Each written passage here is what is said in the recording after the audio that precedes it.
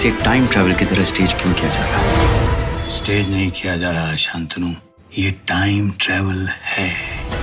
तो दोस्तों JL50 web series, जिस वेब सीरीज के अंदर हमें एक से बढ़कर एक कलाकार देखने को मिलते हैं, जैसे कि अभय देओल, पंकज कपूर, रितिका आनंद, पीयूष मिश्रा और राजेश शर्मा।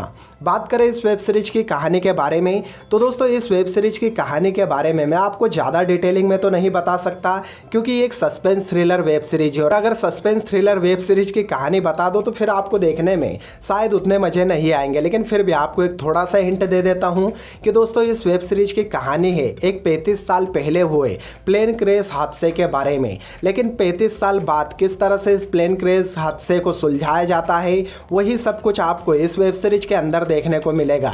लेकिन दोस्तों जितने साधारण आपको इस वेब सीरीज की कहानी सुनने में लग रही है, उससे कहीं गुना ज़्यादा इंटरेस्टिंग इस वेब सीरीज को बनाया है।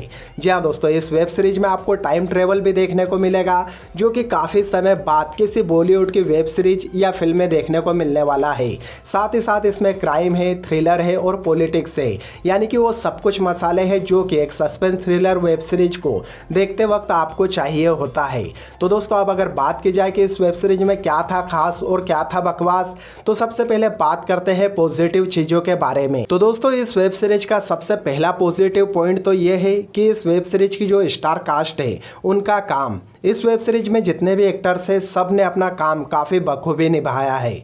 फिर चाहे वो अभय देओल हो, अभय देओल ने इस वेब सीरीज में अपनी तरफ से कुछ भी नया दिखाने की कोशिश नहीं की और उनकी जो एक्टिंग है वो पूरी तरह से नेचुरल है। और उनको पर्दे पर देखकर आप यूँ कहोगे कि अभय देओल बॉलीवुड के one of the most underrated actor है। और जिस तरह से उन्होंने JL50 में काम किया है, उनका काम आपको 100% पसंद आएगा। इसके अलावा दोस्तों पंकज कपूर साहब भी काफ़ी लंबे समय बाद हमें किसी वेब सीरीज या किसी भी शो में देखने को मिल रहे हैं। और पंकज कपूर सर ने भी यहाँ पे प्रोफेसर दास का जो कैरेक्टर है उसे बखूबी निभाया है। और पंकज कपूर साहब के जो डायलॉग थे इस वेब सीरीज के अंदर वो भी कमाल के हैं।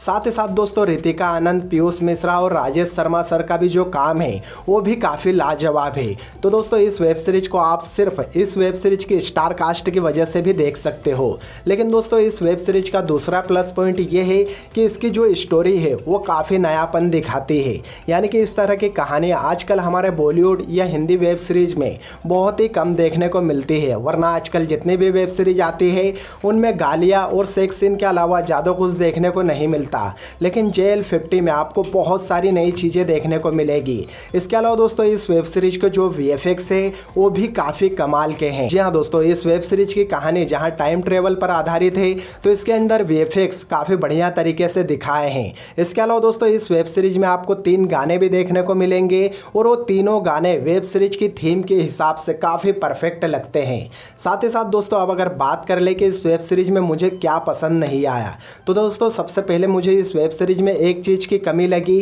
वो थी इमोशन। जी हाँ दोस्तों, जिस तरह से इस वेब सीरीज की कहानी है उस तरह से इस वेब सीरीज में इमोशन सीन और भी अच्छे तरीके से बताए जा सकते थे। लेकिन इमोशन सीन जितने भी हैं वो काफ़ी एवरेज है। लेकिन दोस्तों ओवरऑल लगभग 2 घंटे की इस वेब सीरीज को आप एक बार देख सकते हो। ये वेब सीरीज आपको पूरी तरह से एंटरटेन करेगी और कहीं से कहीं तक आपको निराश नहीं होने देगी। और फाइनली दोस्तों आपको यूँ लगेगा कि हमारे इंडिया में भी टाइम ट्रेवल पर अच्छी खासी वेब सीरीज बनाई जा सकती है।